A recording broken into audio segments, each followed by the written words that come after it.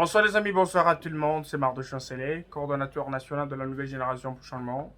C'est un grand jour aujourd'hui de nous retrouver à travers ces numéros habituels des témoins de vérité. Aujourd'hui, nous allons essayer de discuter sur quelques questions très importantes qui touchent à la vie politique de notre pays en général et quelques provinces en particulier. Je veux parler de la province du Lualaba, la province chère à son excellence Madame Fifi Masuka Seyini. Je veux parler de la province du Kasaï avec le gouverneur Dieudonné Pimétou-Côte et aussi je vais chuter avec la province du Haut-Katanga avec le gouverneur Tiaboula Katoué. Nous allons essayer de suivre les superficiellement les deux provinces, mais là-bas, nous allons dans le détail parce que nous avons essayé de vous donner depuis le début de notre combat les éléments, le combat sur la délivrance de cette partie de la République, parce qu'aujourd'hui, s'il faut parler de Félix Tshisekedi dans cette partie, c'est que le travail était bien battu par Madame Fifi Masuka Saini, celle qu'on appelle Fatih au féminin. C'est une femme qui travaille sincèrement pour la cause de sa province et pour la cause de son peuple. Vous savez, aujourd'hui, l'objectif du pouvoir public, c'est la réalisation de l'intérêt général. Nous sommes sortis du régime Kabila, un régime qui nous a laissé beaucoup de mauvais souvenirs, parce que d'abord, le mode de gestion n'était pas un mode qui était adapté aux réalités des besoins de la population. Qu'est-ce qu'il devrait faire? Travailler pour la population, c'était un problème, mais Kabila a plus travaillé pour exploiter la population au profit de ses intérêts. C'est pourquoi nous avons connu une dictature habillée de beaucoup de concepts, parce qu'on ne sait pas comment est-ce qu'on peut appeler ce système. C'est un système de sanguinaires, un système des hypocrites, des aventuriers, un système de vampires en costume, parce que nous avons connu même quand, lorsqu'il faut aller exprimer un mécontentement par la voie pacifique, c'est que la démocratie nous exige. Nous avons vu que quelques citoyens ont été massacrés, assassinés, nous avons vu des autres aller en prison. Je vis beaucoup de gens souffrir dans ce pays parce qu'ils étaient obligés de sauver ce pays. Comme les gens ignorent facilement l'histoire, nous pouvons reconnaître que Félix Antoine Tshisekedi, où je veux parler de l'opposition à l'époque avec Etienne Tshisekedi Omulumba, le grand leader, parce que le combat de Tshisekedi a engendré beaucoup d'enfants, beaucoup de systèmes, beaucoup de comportements de démocrates.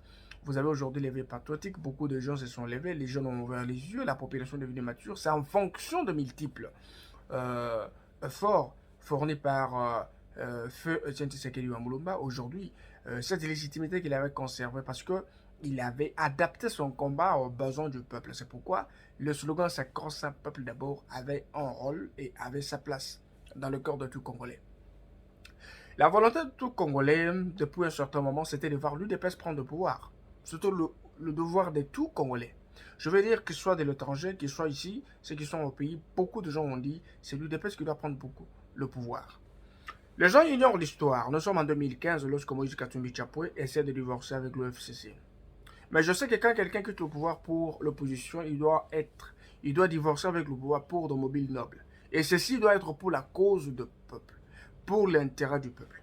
Est-ce que aujourd'hui, Moïse Katumbi qu'on appelle opposant, Moïse Katumbi est sorti de l'ex-majorité présidentielle ou le PPRD de Joseph Kabila parce que la population est en train d'être tuée, parce que les gens dormaient affamés, parce que les enfants n'étudiaient pas bien, parce qu'on n'avait pas de courant de l'électricité. Moïse a quitté Joseph Kabila parce que les gens souffraient. Mais nous disons un grand non.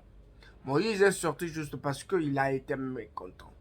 On appelle mécontent politique et il n'était pas opposant.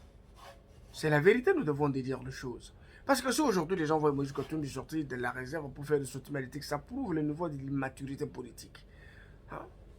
Parce qu'on ne fait pas des alliances pour être opposant au sein d'un régime, mais on reste opposant ou on continue comme partenaire au sein de l'Union secrète de la nation. Donc beaucoup de mécontents sur l'époque de Moïse Katumbi et de Joseph Kabila plutôt, qui ont été peut-être repêchés par l'UDPS, ils ont été lavés pour garder une petite portion de confiance de la part de la population. Je vis les autres selon l'acte des gens. Ils sont partis juste pour avoir l'opportunité de rebondir en politique, se faire une petite santé politique. Mais beaucoup de gens aujourd'hui, la classe politique est infiltrée par des immatures politiques. Ils sont très nombreux. Nous avons des Fayoulou, nous avons des Mosito, ils sont nombreux. Alors, ce sont des petits politiciens engendrés par la circonstance, juste pour des besoins de cause. Mais il y a des politiques qui existent pour l'intérêt du peuple. Je veux parler de Tshisekedi Wamulumba. Je parle beaucoup de gens qui sont sortis de l'école Tshisekedi. Aujourd'hui, les fils aînés de cette école, c'est Félix Tshisekedi, qui a pris le pouvoir par les urnes. Et c'est lui le président élu que la République a eu. Mais aujourd'hui, juste parce que les gens ne veulent pas accepter que Félix Tshisekedi, c'est celui le changement. C'est celui l'ange que Dieu nous a envoyé. pour remettre ce pays sur les sièges de fonctionnement normal. C'est pourquoi vous voyez, il est victime. Il est victime de son intelligence et de sa bonne volonté. Il est victime de sa détermination. Félix Tshisekedi aujourd'hui est en train d'être combattu par ce propre frère juste parce qu'il a pris le temps de délivrer définitivement la République démocratique du Congo. Dans l'hypocrisie, on ne peut pas réussir. Je m'en vais vraiment vite vous dire que l'enterrement de Denis Kadima, c'est la volonté de Dieu et c'est la volonté du peuple. Moi, je ne suis pas en train de voir ce genre attaquer Denis Kadima selon son cursus ou son CV, mais je vise le gens seulement le taxer de tout et de rien juste parce qu'il partage le même espace linguistique. C'est de l'injustice. Même Dieu aussi ne serait pas content avec vous. Vous reprochez Denis Kadima de quoi? De rien du tout. C'est une fierté pour la République. Mais si quelqu'un est venu pour servir son pays, et que sur le oui confession religieuse, 6 voix, donc 6 confessions religieuses décident en faveur de Kadima, vous devez comprendre, prenez votre mal en patience. Je dis, les jours où ils sont investis automatiquement, ils cessent d'être partisans ou avoir des penchants, ils deviennent automatiquement indépendants. Nous devons faire confiance à nos leaders. Nous devons faire confiance à notre président de la République, Félix Tshisekedi, pour ce qu'il est en train de faire. Parce que si les gens n'ont pas des yeux au pouvoir, la gratuité de l'enseignement se fait partie du cheval de bataille. On ne pouvait pas parler de la gratuité. Est-ce que vous pouvez me dire que la même volonté que Félix a manifestée, Kabila pouvait le faire? Mais pourquoi il ne l'a pas fait? Parce qu'il est seulement porté de mauvaises intentions. Les gens en train de bien... Les gens sous Kabila s'habillent mieux, ils ont de grandes maisons, ils voyagent partout, les enfants sont en Europe. Ils vivent les luxes pendant que la population souffre. Et tout ce que Tshisekedi a promis, c'est ce qu'il est en train de réaliser. Vous dites que le chef de l'État promet et ne réalise pas. Qu'est-ce qu'il a promis et qu'il n'a pas réalisé? La gratuité de l'enseignement, c'est juste parce que vous avez demandé. Non, mais vous vous êtes réjoui. Gratuité de l'enseignement, vous devez être fiers. L'état de siège, soyez fiers. Oh, par jour, 100 personnes. Ceux qui m'ont 100 personnes à l'époque et par jour, peut-être on va à 19. Mais donc, ça dit que l'état de siège produit des effets. Ceux qui m'ont village, vous avez des bandits, des koulou, des tenu, des ADF. ADF, va en Nzela, parce que vous avez en otage. Mais le village, on a récupéré en gros, les gens, l'État est en train de construire. Bandela, Oezaki, accessible, était construire en gros.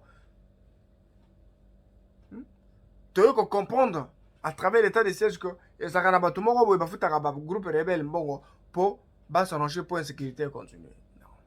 Félix Tshisekedi, c'est quelqu'un à féliciter, à encourager. À féliciter et à encourager. Alors, si Omoni Fayoulou, Abimi, a sa déclaration, c'est la fin à Zananzala. Essaye de comprendre mon toit dans Nanzala. Hôtel où on est en Mbeto Sigate. Hôtel où on est en courant permanence. Piscine où on est en hôtel Basokola, on soumaille. Donc, il a besoin d'avoir d'argent pour survivre. C'est pourquoi je dis l'opposition d'aujourd'hui, c'est une opposition maudite. Appelle à disparaître. Parce que c'est une opposition très corrompue. C'est bizarre. Envoyez vos représentants. Vous ne voulez pas. Les chiens aboient et la caravane passe. L'État congolais a besoin des élections. Le peuple congolais attend du chef de l'État quelque chose de positif. Le chef de l'État n'a pas besoin de verser dans une discussion vaine. Nous sommes plus que déterminés pour faire gagner notre pays, la République démocratique du Congo. Nous sommes plus que déterminés pour aider le chef de l'État à arriver au bout avec ses efforts. Que ces efforts soient couronnés du succès. Vous aviez à l'époque une première dame. Après Sabino Gaba Foufou, après Sabino Bikwembe, après Sarabino, tout ce que vous avez besoin. Mais attends Saraba dans les binotés. C'est ça un bon investissement. Si tu me donnes un poisson, j'en mangerai, mais si tu m'apprends à pêcher, je n'aurais jamais fait.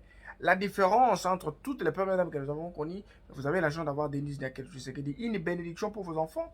Au bout de mois, on a la facilité, il ne peut pas aller à avoir. Mais vous avez la première dame qui pense que vous pouvez mieux faire, c'est possible. Pour ça, vous avez l'université minée. Prise en charge. Il faut féliciter ce couple présidentiel qui travaille jour et nuit pour l'intérêt de son peuple. Nous sommes là pour dire la vérité et servir la vérité. Votre serviteur apporte la vérité, marre de chanceler. On ne peut pas cacher la vérité. La vérité, c'est comme le feu. Au coach, on a bilambate aux Sao. Aux Sao. Mes amis, les gens se posent beaucoup de questions. Les gens se posent beaucoup de questions sur la province du Lualaba, la province que dirige Madame Masuka aujourd'hui. Je vais d'abord parler du Lualaba avant de toucher la province du Kasaï. Madame Fifi Masuka Saini, c'est une femme qui a réuni un courage exceptionnel d'abord pour sortir la province du gouffre. Cette province n'avait pas bien accueilli le chef de l'État Félix Tshisekedi à l'époque de Mouyej. Je voudrais seulement vous rappeler que le chef de l'État était diabolisé et sa vision n'était pas acceptée. Fifi Masuka arrive, elle a fait ce qu'elle a fait, la province est délivrée, elle se met à travailler. Elle se met à travailler, elle va toucher les secteurs phares. D'abord, ce sont les infrastructures de base. Toutes les routes que vous voyez là-bas, la plupart, ce n'est pas le gouvernement provincial qui avait financé. Mais aujourd'hui, vous avez la chance d'avoir une femme qui finance avec le reste de la province les investissements locaux. Le route fait partie des priorités. Parce que même sur le plan des affaires, s'il n'y a pas de route, je pense que c'est très difficile même avec les sociétés extractives. Comment est-ce qu'ils peuvent amener la matière? Comment est-ce qu'ils peuvent sortir le minerai? C'est un problème. Il y a des conditions. Il faut que toutes ces conditions soient réunies.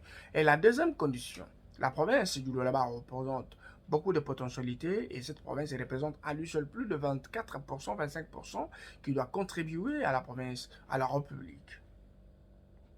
C'est pourquoi vous avez vu, la phase de la sécurité est prise en compte. Et ces coupures des intempestives du courant, plusieurs fois causées par le vol de câbles haute tension, a été réglée avec Mme Asuka, qui a même doté des services spéciaux des véhicules, de moyens pour pouvoir, n'est-ce pas, lutter contre le vol des intempestives du courant électrique. Je ne sais pas ce que nous pouvons encore ajouter. L'image de la province est en train de changer parce que la province en soi est convertie en grand chantier. Il y a beaucoup d'ouvrages. L'avenue Tchata, l'avenue Ngandou, l'avenue Fifimasuka, l'avenue Fachi, le pont Fachi, il y a le pont Ngandou, la RN39, il y a des avenues qui sont en train d'asphalter vers Kassulo parce que ce quartier n'avait pas d'avenue. Il n'y avait pas de route principale où peut-être le véhicule peut passer. C'est le quartier le plus oublié, le quartier sale. Le quartier le plus sale, le quartier le plus oublié, parce qu'il y a beaucoup de gens qui souffrent et qui passent la vie dans de très mauvaises conditions. Les gens chient, il y a la belle étoile, les gens peuvent pisser partout, et puis ça sent, ça expose même la vie des citoyens. Or, la loi dit que chaque personne a droit au bien-être.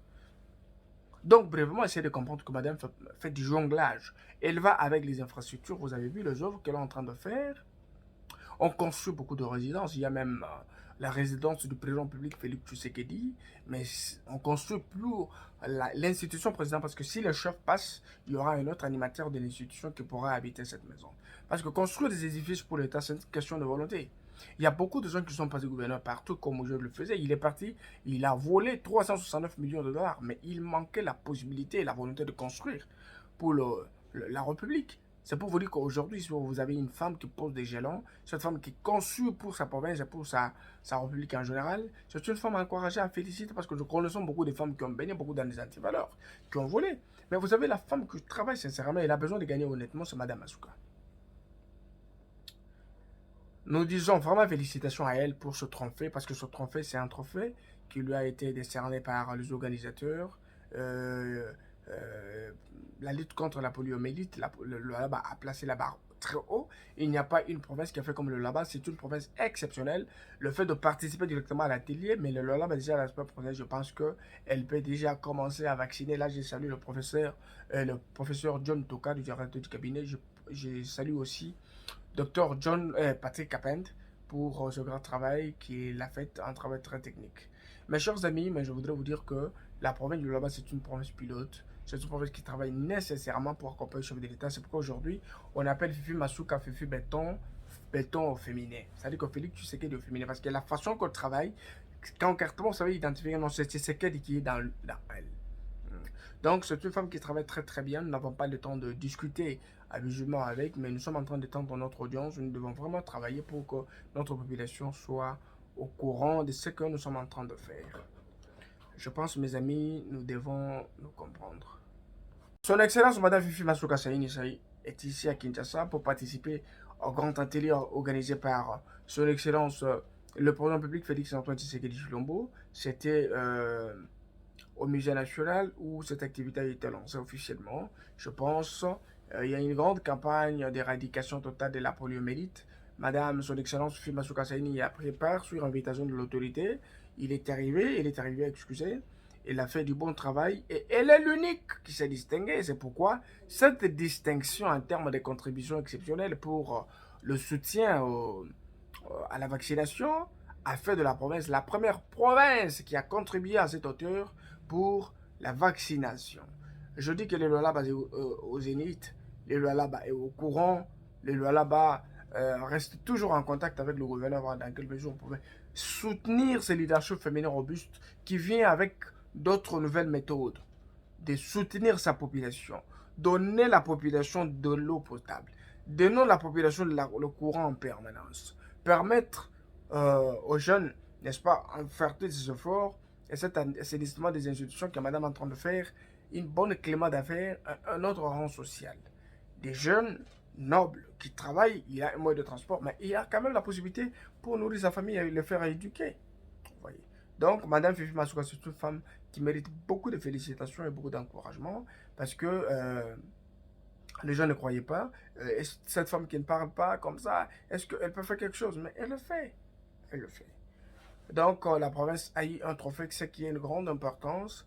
Alors, je pense les gens se posent toujours les mêmes questions. Est-ce que Félix Tshisekedi aura quelque chose à dire aux Congolais? Oui. Je vais vous répondre à ces questions demain. Brièvement, nous disons merci à notre client Fifi Masuka Saini pour ce travail qu'elle est en train d'abattre. Et nous restons toujours soudés à l'écoute de tout le monde. Ciao, ciao.